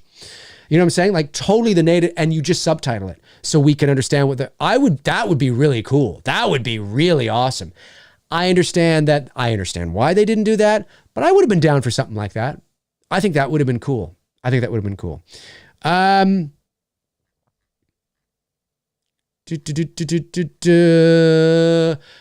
says 2 dudes, 1 cup. Is that what you're into? 2 dudes and 1 cup? Well, hey, whatever you're into, man. Whatever you're into. I don't judge. I do not judge. If you're into that, then you're into that. Godswilla sends in $5. Says, hey, Dave, how are you? Which Friday the 13th is your favorite? Well, I'm partial to the original, which I know is like something you never hear anybody say ever in the history of everness. I'm partial to the original, but to be fair, it's really the first 4. The first 4 movies are the Friday the 13th series to me. And I love the way that Friday 4 movie ends. When, what's his face? Corey Feldman is hugging his sister and he just kind of looks at the camera and it's like, whoa. And that's it. There's that freeze frame, cut to black, roll credits. That's it. You don't need any more. It's like, is he, isn't he, will he, won't he? What does that mean? Is he now like, is his future compromised? Or, oh my God, is he? That's it. You know what I mean? And that's actually a cool ending. That's actually a really cool ending, leaving that doubt in the viewer's mind. I think that's really cool. So I'm partial to the first movie because I really love the mood and I really love the atmosphere and I really love how dark it is in terms of like, the thunder and the rain, and you only see their flashlights in the rain. And I do like I have often said it's like a whodunit, which technically is not true. Technically that's incorrect, because with whodunits, you're always introduced to the killer at some point, and then you have to spend the movie figuring out who it is. With Friday the 13th, technically it's not a whodunit because we're never introduced to Pam, like I know her personally, to Pamela Voorhees, and until the very end. So there was no opportunity for us to ever guess who did it anyway. So technically that's not true when I have said that in the past. But the point I was trying to make was I like the mystery aspect of not knowing who's doing the killing. I like that. I like that kind of thing in horror movies anyway. So I have always appreciated that aspect of it. And kind of like, oh, who is this? Like there's a mystery here and it's kind of creepy and, which obviously you don't get with the subsequent sequels because it's Jason. So, but really at the end of the day, really the first 4 are Friday to me. Good question. Thanks, man. And a Friday question, not a Halloween question. David Lee Barron sends in $4.99, says, Dear Dr. Pichet, ever wonder why I call you Dr. Pichet? 1, because you're like a real life Dr. Loomis. 2, because I'm giving respect to the Pichets. Well, yes, I do know why you call me Pichet, because for those of you that may not know, although my last name is McRae, I am technically not related to the McRaes by blood. So very quick. So my dad was born in 1942. And at that time, my grandmother was married to a man by the name of Earl Pichet. Pichet's French. And my grandfather went off to fight in the war. And unfortunately, he was killed. He was riding a tank and he was killed by a sniper. And he was only 23 years old. And so, my dad was, I think my dad's name was Gerald or something at the time. And so then my grandmother, why did I say it like that? My grandmother, some years later, a few years later, actually, and it was a very different time, right? You know what I mean? And so I think maybe like 2 or 3 years later, my grandmother started dating and married a man by the name of Bill McRae. Well, my dad never legally changed his name. They just started calling my dad. No, I actually think my dad's name was Earl. I do think that. I think my dad's name was always Earl, I think. But it was Earl Pichet. Earl Pichet Jr., I guess. Or maybe it wasn't. I got to ask my sister. It's a whole thing. I got to ask my sister. Anyways, I think they started calling my dad Earl, even though that wasn't legally his name, in honor of his dad, right? Earl. And because my grandmother married Bill McRae, they just started calling my dad Earl McRae. And my dad's birth certificate doesn't say McRae on it anywhere. So he never legally changed his name. I don't know how he went through life getting away with it. I don't know. But he never legally changed his name. But because my grandmother married a man by the name of Bill McRae, they just went with Bill McRae. And because my dad was only 3 when my grandfather died, his dad died, Bill McRae became his father, like the only father he knew. Technically, it was his stepdad, technically, but it was the only father he ever knew. So that's why I'm Dave McRae. So technically, I'm Dave Pichet for all intents and purposes. I'm not, because I'm legally Dave McRae. That is my legal name. But it doesn't. But I was actually never related to my grandfather by blood, because my real grandfather died in the war. So yes, I know that's why you say Pichet, but the doctor part I didn't know. The doctor part I did not know. Thank you for telling me. Appreciate that, David. You are amazing, but you know that. The Slaughtered Lamb Movie Podcast says, the treatment was written by the Dawson's Creek writer. I feel the same as you, Dave. There's a feel to it that is totally in tune with late 90s television. Are you serious? The treatment for Halloween H2O was written by the Dawson's Creek writer? Are you serious? Darren, if you're serious, I didn't know that. And that is amazing. That's hilarious. I didn't know that. But to your point, yeah, I feel the same way. Again, I don't think Halloween H2O is a terrible movie. I mean, it's not like it's unwatchable. It's like, oh my God, this is awful. No, of course not. Of course not, right? But it just doesn't feel like a Halloween movie. You know, you've heard me say it doesn't look like it, smell like it, taste like it. There's a production value to it. There's an image quality to the way they've crafted their shots, the way they've crafted the lighting, the way they've color corrected and color timed the picture. There's just a look to it that feels episodic, right? Feels like 90s television to me. And of course I chose, the analogy to use, it's like Michael Myers walked onto the set of Dawson's Creek. I've been saying that for years. It's not something I just started saying like 3 years ago. I've been saying that since the 90s because it was a hot show on television at that time. So that's why I say it. But you can pick any hot TV show at that time that kind of had that vibe to it and it would work. But no, I don't feel a similarity between Party of Five and I Know What You Did Last Summer. I mean, I know Jennifer Love Hewitt was on Party of Five, but that's not why I use, like with Dawson's Creek. Well, there's nobody in Halloween H2O, I think, that was in Dawson's Creek. Is there? I don't think so. But anyway, that's amazing if that's true. That's hilarious. That's so funny. WLJJ movie preview, review says, hey Dave, I pre-ordered the Halloween 3 pack. Pretty cool. You've got it now. Nate A sends in $5 and says, did you hear about Batgirl? I did hear about it. It was canceled post-production. I don't think that's ever happened to a movie before. Oh no, it's happened. It's definitely happened. Maybe not as high profile of a film. But there have been movies that have been, in this way, maybe not. I don't know. I don't know for sure, but I do know there have been movies that have been made, have been completed and never released. And then like get released like maybe eventually like 10 years later or something, or 7 years later. And you're like, whoa, holy shit. That has happened before. But to your point, this is not a common occurrence. I didn't even know there was a Batgirl movie being made. That's how out of touch I am with what's going on over at DC and Warner Brothers. I had no idea. I mean, I have heard of the Batgirl character before. I've heard of her before, but I didn't know they were making a movie. So I certainly didn't know it was already in post-production. But I've read the articles on it. I've watched a few videos on it, and yeah, it's pretty intense. But all I can say is, but let me also say this. Everybody got paid. So do not think that the actors, the crew, the director, the producers, are not. No, they all got paid. I can guarantee you they all got paid. And this kind of thing happened to me. I was in production on voicing a few characters for an animated TV show that was going to be called Worry Eaters. This is about 3 or 4 years ago now.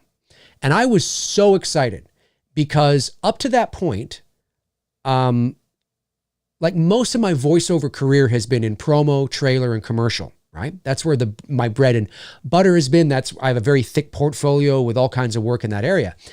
But I've always wanted to do more animation. I've just dabbled in it, but I've wanted to do more real animation and cartoons. So about 5 or 6 years ago, I landed an agent for animation only.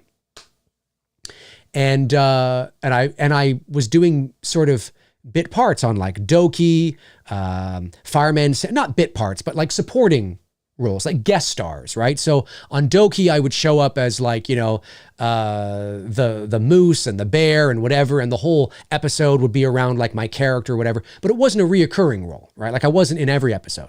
In Fireman Sam, I was hired as Gareth and Fire Chief Boyce, which is a British show, a British cartoon, but they brought it to the States and they wanted to redub all the voices with American accents, so they hired Canadians, and that was a lot of fun, and that was great. And then of course I've done stuff for like, you know, Tiny Tuckins and Where Oliver Fits and all sorts of stuff, and it's been great. But Worry Eaters was really exciting because they already had like 100 episodes written. 100 episodes written. And I auditioned and I was cast and I was getting to work with Susan Hart again, which is one of my favorite animation casting directors. Susan Hart, she's been nominated for like 2 or 3 Emmys. She's great. I adore her. And I was so excited, and I went in and I recorded I think we recorded like the first 10 episodes or something. The first 10 episodes. I went in, was hired, voiced the first 10 episodes. Well, wouldn't I know it? Show got axed. Show got axed. They were already working on the animation. I could see the animation when I was recording, you know, the voiceover and shit. It got axed. The German company, because it was a German sort of, well, it's based on a doll called a Worry Eater. And it was these little cute little dolls that you give like your little kids, and they would write down their worries and they would put them in the dolls' mouths, and you would zip up the mouth. And it was like this little Worry Eater is eating the worries of little, you know what I mean? It was cute. It was a very therapeutic kind of thing, right? It was very cute. And they were going to do this cartoon with all these adventures. It was going to be awesome. And I was in from the ground up playing like 2 or 3 leads. So I was going to be in all 100 episodes. I was like, yeah, it's great shit, right? Nope. Whew. Axed. But I got paid for the 10 episodes I recorded, right? So that's the point I'm making. I kind of have a little bit of experience in this. It sucks. I mean, certainly not on a level of Batgirl, but it does happen. And that does suck. And I remember when it happened to me, I remember being so disappointed. So disappointed. And I have no control over it. I'm just the voice actor. Not that I'm not important. I mean, I'm bringing the character to life. But at the end of the day, it's not up to me. It's not up to me whether something goes ahead. It's not up to me whether something gets canceled or whatever the case is. I remember being so disappointed and talking, with other cast members about how disappointed we were that we never got a chance to see what we did, or it just got axed.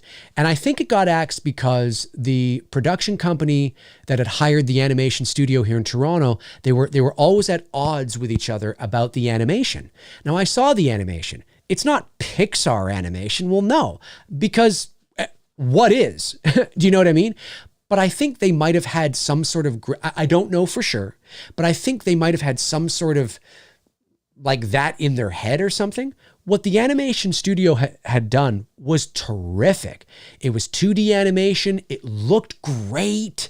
It looked so good. It looks so, like anything you would see on like a kid's, like kids 4 to 8 age range. Like, it looked great. There was nothing wrong with it. But I can't help but think that they maybe had bigger expectations. And it's like, well, if you have that kind of, that's going to cost a lot more. Do you know what I mean? So anyways, they were at odds with each other and axed, baby. And I've never heard of it. I don't know if they just canceled. I thought maybe they would go with somebody else.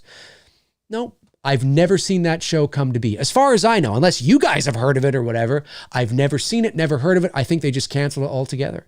But we all got paid, of course, for the episodes that we did. So if you are somebody out there thinking that they've stiffed the cast and the crew in terms of payment, I guarantee you everybody's been paid.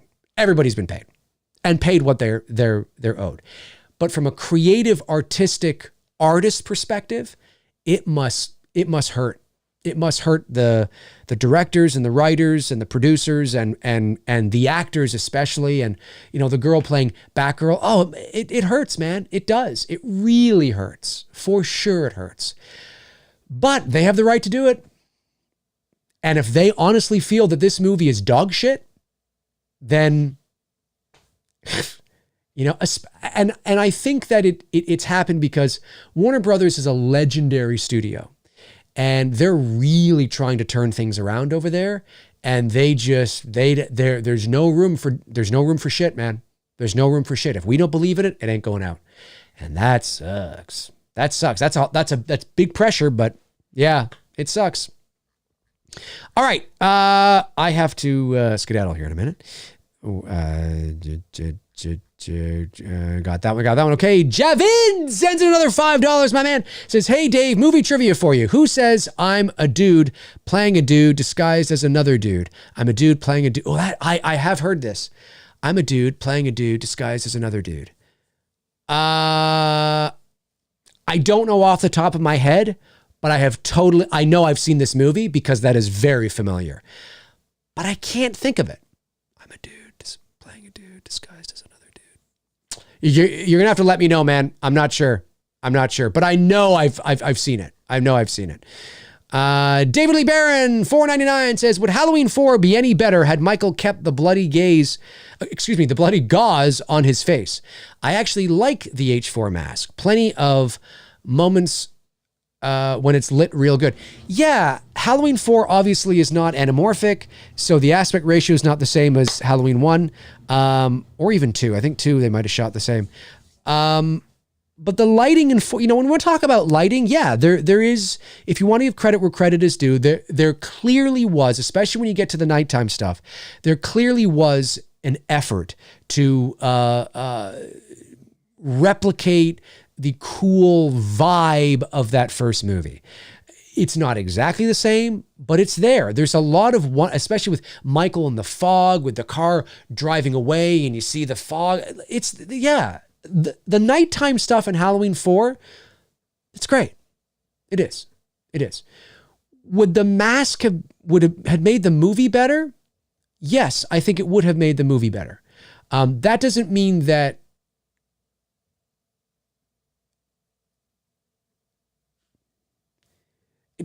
all, you know, because there are other issues with the film, of course, that those suddenly disappear and go away. But certainly you put a Halloween 78 mask on George P. Wilbur and that instantly elevates you 100%. However, you're talking about the gauze mask. Would the gauze mask have made it better? I think so. Yes. I think if he had just led with the gauze mask and that's all it was, I think it would have been better. Yeah, I do. For the same reasons. Now, if it was the 78 mask, it wouldn't be even better. But the gauze mask, yes, because nobody, I think, well, I don't know. I don't know for sure. Who knows what the reaction would have been like in 1988, right? Looking back on it in retrospect, yes, I think we all can agree that it would probably be better. But in 1988, I don't know. You could have had people saying, well, what the fuck is this? Where's the Michael Myers mask? Well, sure. Like, why is he in this gauze the whole movie? I mean, I could totally see that happening too. You know, people just being like, oh, what the fuck? He was in gauze. Did you see that? This guy's around the whole movie. I totally could see that. So I don't know. But now in 2022, yeah, I kind of wish he was in the gauze the whole movie. And I think we kind of all do to some degree. David Coe sends in $9.99, says, Dave, you said there are 3 films, the one you write, the one you film, and the final version. That's true. Just wondering if anything changed from the final version of It's Me, Billy, than you originally envisioned. That's a good question. With Billy, I'm going to say that there's a few things that are a bit different. But overall, I think because it was a relatively, well, not relatively, it's a low budget film, right? $64,000. Small shoot, one location. We were very prepared. In this instance, I think that we pretty much got what we envisioned. There's a couple of things that, you know, you look back on, you go, oh, I wish we could have done that a bit more, or maybe had a bit more of that. But that's like looking back on anything. But I think because we were so prepared and it was a small shoot, we were able to get pretty much what we had envisioned. However, one of the things that we were unable to get, that was something I wanted so much, but we were just unable to get it because of time and because of logistics of the space. And I think I've mentioned this before. In the attic, when Sam picks up the phone and she says, "What the fuck do you want? Who are you?" And you hear, "It's me, Billy." That was all from, you know, the get-go. But she was going to look up, and there are these slats, right, in the ceiling. And she was going to look up, and we were going to have another crash zoom and it was going to be all dark up there. And the only thing that you were going to see was Billy's eye looking down at her, like this close to her face. You know what I mean? She was going to be, well, not that close. It's a bit higher than that, but, you know, very close, within like, you know, a foot or two, right? And she was going to look up like this, and we're just going to go like this right on his eye. And then she was going to scream yeah, she was going to scream, but I think we were going to see it from his perspective. So we were going to look up, see the eye, and then we were going to be looking down at her from being in the rafters, looking right down at her. And I can't remember now if we were going to crash zoom that way as well. That might be one too many crash zooms, too close together. But we were going to look down at her now from his perspective, and she was going to scream and then drop the phone and run out of the attic. It was really cool. The way it was storyboarded, it was really cool. Unfortunately, because of time, number one, because that's a bit of a setup. And number two, the logistics didn't call for it. The slats were not as close together as we had hoped. And just how we were going to have to craft the lighting, and it was going to take up more time than we needed. So when we had decided this before we began shooting, by the way. It was on our second or third location scout when we were actually there with Greg and our gaffer and our key grip. And we made the decision that, you know, instead of doing this, because we thought, this is going to be a bit difficult, why don't we just have his hand come down? And we all thought that was a really great idea. And it worked. It totally worked, right? And he got to sort of stroke the hair a little bit on Victoria before she, you know, like, what the fuck, and freaked out, right? And that totally worked. And is it better than what we wanted to get? I don't know. I'm not sure, because we never actually did shoot it, because we knew very early on, because of the production schedule and because of we were going over it with Greg and Nikita, and we were like, this might not, with how we need this. Don't know if this is going to work. So to be fair, actually what ended up happening is that we had the option. So actually plan B was the hand. And I had recommended, well, let's leave plan A there. Let's not scratch it out, or, you know, let's leave it there. And then when we get to that night on production, let's make an executive decision on which one we want to go with. And we had to go with plan B because, as we suspected, because of the time and because of the logistics. So that's why we went with plan B. But that's something that was a vision that we had that didn't end up coming to fruition. But overall, it was a very tight shoot. So that principle, I think, is true, but it didn't apply fully to us because of the size of our production, I think. Definitely on Hollywood films, and when you have studio meddling and when you have, you know, oversight and a bigger productions, you definitely will see that a lot, right? You know, the film you envision, the film you shoot, the film you release, because there's a lot of chefs in the kitchen sometimes. But yeah, great question though. Thanks, man. But it is a truth. It is a truth. You ask any filmmaker, they'll be like, yeah, it's true. And it can happen on small shoots too. But with Billy, it was pretty tight. We were pretty good. We were pretty good. Okay, we'll go another 10 minutes. We'll bring this thing to 2 hours, and that's where we'll cut it off. Okay, I think I've got all the super chats. Let's get some non-super chats. here. Jim Dorsey says, hopefully someone deep fakes the H1 mask in the H4 movie. I could not agree more with you, Jim, 100%. Aaron Click says, Dave, would you ever risk not being quite as prepared in making a film just for the thrill of living on the edge, seat of your pants, filmmaking, so to speak? Depends on the budget. No, I would not do that because there's too many people that are counting on you. There's too much money at stake. I mean, even though It's Me, Billy is obviously in the pantheon in the world of movie making, it's ultra low, non-existent budget movie making. It's still $64,000, and we also had to put a bit of our own money into it too. So really, at the end of the day, it's more probably like a $70,000 or $75,000 movie. That's still a lot of money. You know what I mean? And there's too many people that are counting on you. There's too much money at stake. So no, that would just be that, you can't do that. You literally cannot do that because it just opens the door to incompetence and completely everything falling apart. One of the reasons, like I said, why I think Billy turned out so well is because of how prepared we were. I would be remiss if I said that it also probably doesn't have to do with that one location. It was a relatively easy shoot because we just had one location, but we were prepared, and that's ultimately why. So I would never do that. No, I would never do that. That's just as a recipe for disaster. C. Newton sends in $5, says, hey Dave, been enjoying the videos and just wanted to say hi. I'm the one that made the It's Me Billy box for you. It's Me Billy box. It's right there. You see that right there? It's right there. That's where it is. That is where it is. That's where I keep it. That's actually a Blu-ray right there of It's Me Billy. And that right there is the box you can see. You can see it right there. You see the phone? The phone's right there. Oh, that's amazing. Well, thank you for sending in the super chat.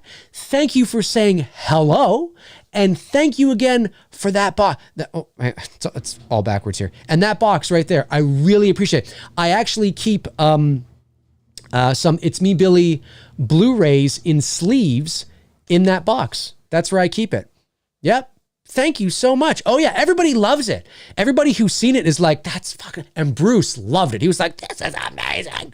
He's like, people just sent you that? I should just send me this. Like, just send it to them. Just send it to me. I didn't even ask for it. Really awesome. Yeah, really. Yeah, no, I love it. I love it. That's totally awesome. And it's great to hear from you. Amazing. What else we got here? Let's see. Let me go back. Resident Dr. Evil says a better mask would have improved 4. The right mask improves any Halloween film. There is no helping Resurrection, however. That's true. But even if it's marginal, even if the helping of the movie is marginal, it still helps it a little bit. Even Resurrection would be helped just a little bit. Mike Johnston says, Halloween 4 is one of my all-time favorites in the franchise, but if they would have ended after Halloween 2, 1981, I would have been content as well. Just a random thought. I actually don't think that's pretty random. Oh, maybe it's random for you, but I talk about that on this channel all the time.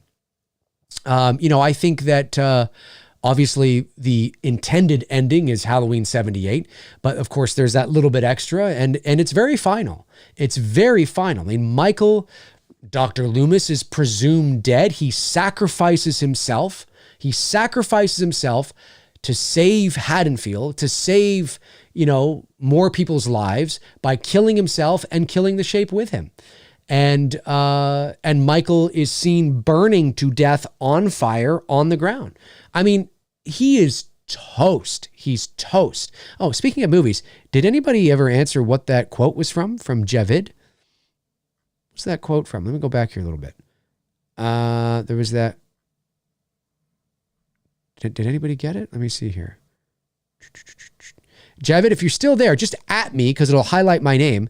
Or I guess I could look it up, but I don't want to cheat. I don't know if anybody said.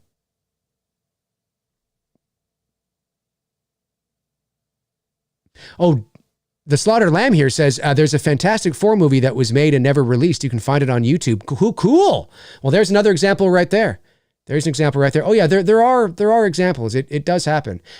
sometimes if you're lucky, it'll get shelved and then released like 5 or 6 years later. And you're like, that person made that movie? Like, oh, that's what happened. That sometimes happens. I don't know where that went. Anyway, I thought that was there. But yeah, no, it's a definitive ending, man. It's a definitive ending. So I'm right there with you. I'm right there with you, Mike. Right there with you, buddy. Oh, it's from Tropic Thunder. Buster Rhymes Forever says it's from Tropic Thunder. I saw Tropic Thunder. Yeah, I would not have. I've heard that, and I have seen it. But I probably would not have guessed that then. It's from Tropic Thunder? Really? Oh, wow. Okay. I would not have guessed Tropic Thunder. I've seen it. I mean, come on, Tom Cruise and his fucking, and Robert Downey Jr. in blackface. I mean, holy shit. But it's, as people say, it's been a minute since I've seen it. Interesting. Wow, I would not have guessed Tropic Thunder. I thought it was from something else. Okay. Epic fail for me. Totally.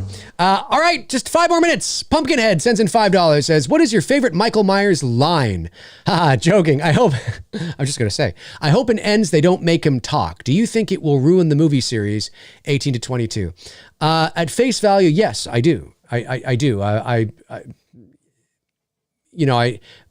It depends, but do I think there is a universe out there where you could have Michael Myers speak, Halloween 2, Rob Zombie aside, but have him speak or say a line or something where it doesn't ruin the movie or it doesn't ruin the series? Sure. But I don't know if the story they've crafted up to this point will make me feel that way. It just, yeah. So no, yes, it would ruin. It would ruin a lot of shit. Michael should never speak. He should never utter one fucking word, ever. That doesn't mean that the characters in the movie can't want that and can't want and hope that it happens. Say something, whatever. But it should never happen. He doesn't give a fuck. He doesn't care. He doesn't care. He's not swayed by your obsession for him to say something. He doesn't care. No, never should happen. Never should happen, in my opinion.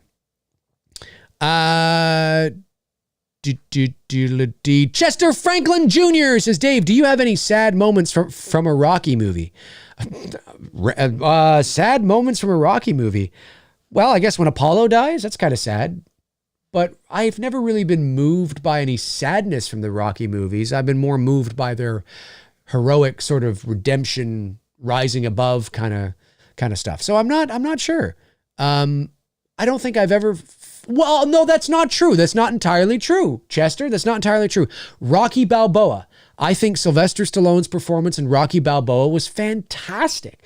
And I got a little bit of a lump in my throat when he was becoming emotional there and in front of Paulie and talking about Adrian. I thought it was great. I thought it was fantastic. So there you go. Yeah. Rocky Balboa, I think, is a great film and great performance from Sly. C. Newton follows up. Oh, that was your other super chat. Oh, okay. I thought there was another one that came in. That's weird. I think the chat moved on me and then your super chat came back in and it made me think another one came in. Weird. Why is it moving on me like that? Anyway, let's see here. Evil Alex says, hello, Dave, fellow Harrison Ford fan. Yes, indeedy. Saw you watched Indy in theaters. Great stuff. Temple of Doom, my favorite. Excited for Indy 5. Love Blade Runner and 2049. Gonna be sad when he is gone. Definitely. Could not agree more. Yeah, to watch Raiders of the Lost Ark on the big screen last week was awesome. And it was a spur of the moment thing. We saw it and my girlfriend and I were just like, let's go watch it. And we did. And it was really cool. It was really cool to see that. I can only imagine what that would have been like. Like, it was cool to watch in 2022. It must have been amazing in 1981. I mean, I was alive, but I was too young. I was only 2. So yeah, it's going to suck when he's gone, man. There's rumors that Indy 5 might be his last movie. And then he retires and maybe he just does like TV stuff or whatever. I haven't heard anything official about that. There's just been kind of rumors. I mean, he's 80, when the movie comes out, he'll be 81. I could see it. I could see it. We're almost 81. Atrocitus.